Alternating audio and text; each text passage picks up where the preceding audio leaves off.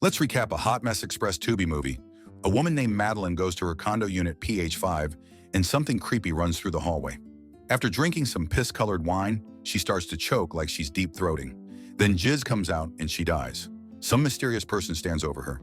Sometime later, engaged couple criminal defense attorney Dion Ashwood and pastry chef Imani Reed go to the Lux Center condo for the PH5 unit tour. The doorman looking sussy AF. Although Dion is suspicious of Nicolette's persistence on selling the unit, he puts in an offer because Imani really wants it. On the day Dion and Imani move into PH5, Imani's sister Jada visits her. Jada isn't too sure Imani is making the right decision rushing into marriage with Dion. Afterwards, they encounter Dion's ex-wife, wills and insurance lawyer Tamara, who still uses Mrs. Ashwood and is visiting a client. When Dion introduces the two women to each other, Tamara calls him by her nickname for him, Woody. Tamara is about to share why he calls him Woody, but realizes it's naughty and the hoe playfully laughs with Dion. As they leave, Tamara looks like the type of woman who is still not over her ex. Later that night, Dion assures the annoyed Imani that she has nothing to worry about because Tamara is just someone from his past. That night, some wrinkly oldie is blasting his music and Imani asks him to keep it down, but he don't give a flying and shuts the door on her. The next day, Imani meets with Jada, to whom she shares her annoyance about Tamara. Tamara sees them and apologizes to Imani, saying she and Dion are just friends and that she wants to be friends with her. Girl, I wouldn't trust the hoe, especially since she dropped dead gorgeous. Tamara visits Dion in his office, brings him lunch, and informs him that she has apologized to Imani. Dion shares that Imani doesn't trust easily because she's been in and out of foster care after her parents died. Before she leaves, she hugs her ex and asks for Imani's business card, saying she may have some referrals for Imani's pastry business. I'm sure Tamara finna eat a different type of cake. Later at home, Dion shares with Imani that his client maintains his innocence, but all the pieces of evidence say otherwise. Since they won't stand a chance at trial, he plans on offering him a plea deal. When she says a plea deal can still mean that they'll be sending a potentially innocent man to jail, he says that sometimes one has to take what one can get. He then adds that a high win percentage brings more business. Shortly after, Tamara drops by, saying she was getting last-minute signatures from her client, who lives on the same floor. She invites herself in and asks Dion to review her paperwork before she files it, because he's the more detailed attorney between the two of them. Visiting the same floor as your ex is crazy.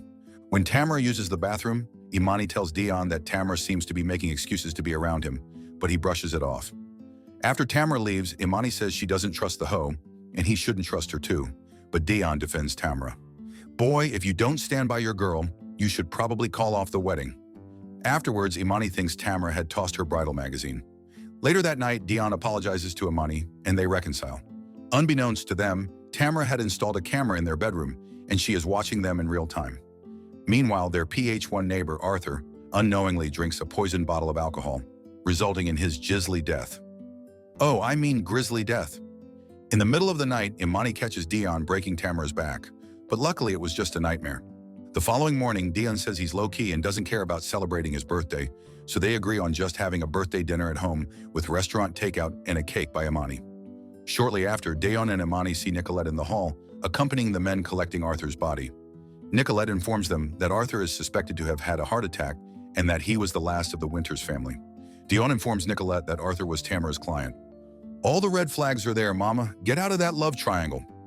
Later, Imani asks Nicolette if she disagrees with the suspected cause of Arthur's death, to which Nicolette shares that Arthur was too young to have a heart attack, so she thinks something is off. When asked if they're in danger, Nicolette shares that when Arthur's dad, the condo owner, died, Arthur and his sister Madeline inherited the building and the money. She adds that Madeline died just a couple of weeks ago in PH5, and it's the reason why she cut them a great deal, upsetting Imani, because they wouldn't have gotten the unit if they knew, because black people don't play with ghosts. Nicolette says Madeline's death was deemed an accident, but Arthur dying soon after makes things suspicious. When asked how someone can get away with a crime without getting seen, Nicolette shares that the owner included hidden passageways in the condo's design for his mistresses to escape through. What in the weird plot point? Imani asks Nicolette and Dorman Teddy if they've seen Tamara leave the night before, because she was visiting Arthur, making her a possible suspect, but both of them say no. Meanwhile, Tamara is secretly watching them. Dion calls Tamara to thank her for the birthday gift. Then Tamara enters the Central Hampton Correctional Facility. Much later, Imani sees Tamara moving into Arthur's unit. Tamara tells her that she's there to settle his affairs and assets because he has no living relatives, and Nicolette offered her the place when she mentioned that she needed a place to stay. When Tamara notices that she's carrying the cake she bought from Micah's bakery, even though she's a pastry chef, Imani tells her that she doesn't have time to bake. Fed up, Imani later calls Dayon about Tamara's move, and they end up fighting. May this love leave me on red. When Dayon returns to the condo later that night, Tamara stops him at the lobby and flirts with him hard. She takes him to the surprise birthday party she prepared for him, attended by their college friends and Nicolette. Since Jada is one of the bartenders at the party, she texts Imani to come get her mans. Imani arrives, asks Tamara to stop calling Dayon Woody, and tells Tamara that Dayon doesn't like parties. Tamara tells her that Dayon is a party animal, making it seem like she knows Dayon better, and tells people a story about their wedding. How does this mid-looking man get two beautiful women? While Imani drinks at the bar, Tamara makes a heartfelt speech about her Woody. Then, the two start dancing. Like, what is even going on? Sick of Tamara acting like Dion's partner, Imani confronts Dayon, who chooses to stay, over going home with her. Tamara even starts playing their wedding song. Imani gives him an ultimatum, but the average-looking man walks away. Feeling betrayed, Imani leaves, not knowing that Tamara took her phone. Later, as Dayon shares with his co-worker and his and Tamara's college friend Paul that he and Imani have been fighting since Tamara came into the picture, a wounded Nicolette asks for help, saying she was attacked in the restroom. After talking to the cops, she tells Dayon that she didn't see who it was. Later at 3 a.m., Imani awakens to the sound of a woman moaning. After seeing that Dayon isn't beside her, she rushes to PH1 and aggressively screams Dion's name, especially after Tamara tells her that whoever is in her apartment is none of her business. Hearing this, Dayon emerges from PH5 and tells Imani that he was sleeping in their home office. Making Imani look crazy, the lying host smiles as the couple leaves. Then, Tamara happily continues to loudly play the adult film she was playing to trigger Imani. Dayon reprimands Imani for her actions and informs her that Nicolette has been attacked. Imani tells him that Tamara orchestrated Nicolette's attack and Arthur's death so she can move in next door, but Dayon finds her theory ridiculous. Meanwhile, Tamara is happy watching them fight through the camera. She then transfers Imani's phone files to her laptop. The next morning, Imani asks Dayon if he has seen her phone, to which Dayon sarcastically says that Tamara took it. Later, when both Imani and Dayon aren't in the unit, Tamara trespasses into PH5 and goes through their stuff. She finds a Central Hampton Correctional Facility visitor ID and a photo of 3 children hugging, 2 girls and a boy, in front of the Portofino building. When Dayon arrives home to get the paperwork he forgot to bring to work, he sees Tamara, who tells him that she's there to talk to him. This the most trifling hoe. When Imani later returns to the unit, she sees the case folder of an inmate named Calvin Shaw on Dion's desk and Tamara's earring under the desk. Tamara visits Calvin in the Central Hampton Correctional Facility.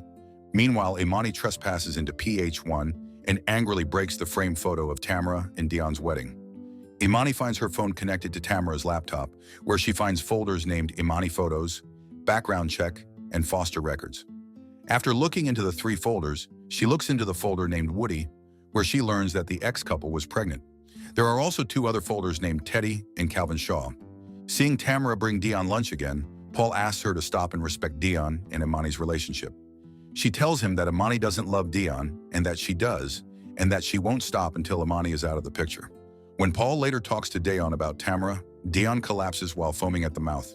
In the hospital, Imani gets angry when the doctor informs Tamara, instead of her, that they found traces of cyanide and tetrahydrozoline in Dion's bloodstream because Tamara is still Dion's emergency contact in their records.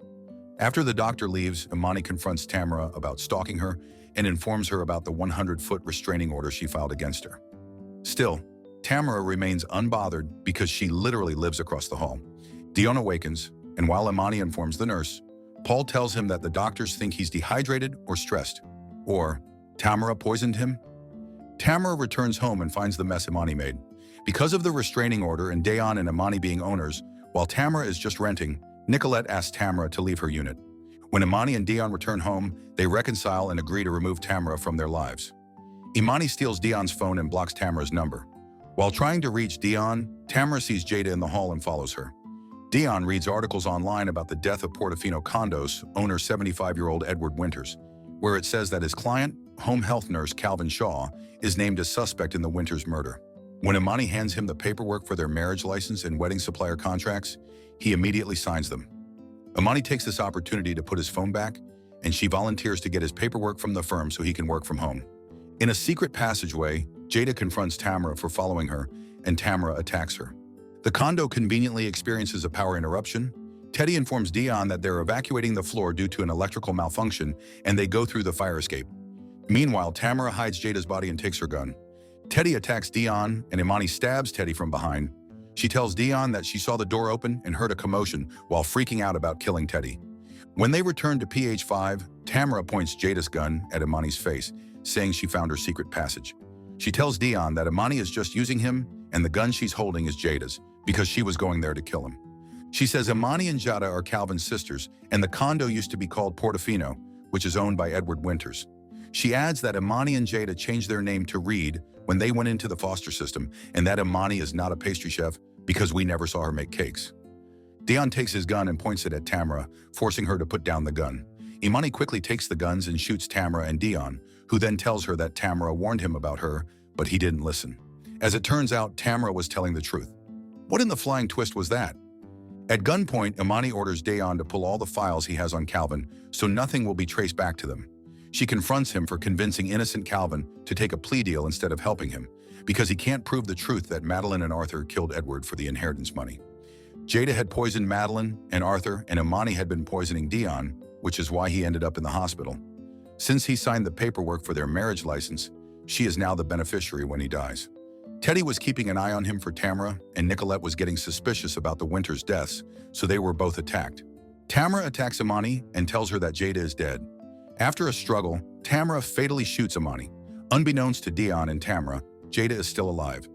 This is one of those movies that really wants a twist just for the sake of having a twist. Because baby, that didn't make any sense to make Imani the villain when it was Tamara being villainous the entire time. What did you guys think of this one? Subscribe to watch more videos like this. Turn on notifications. And leave a like, it really helps the channel out. Thank you for watching.